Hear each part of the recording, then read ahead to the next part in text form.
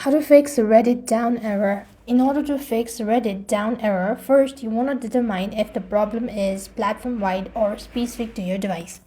For that, open up any browser that you have on your device, type in down detector for Reddit. After which you want to make sure to go ahead and press the first link that pops up, and this is where you will be able to find whether there is a server issue or not. Next, exit out, open up settings on your device. Check for your internet and network connection as well. You could switch between Wi-Fi and mobile data as well.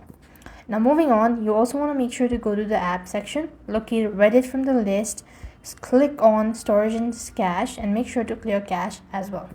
Once you've done that, close all the background running app, restart the device, and check whether the issue has been fixed or not.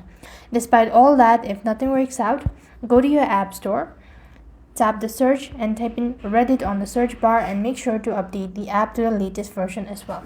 So if nothing works out, you might want to make sure to uninstall your Reddit and restart the device at the same time and reinstall it. That should definitely fix.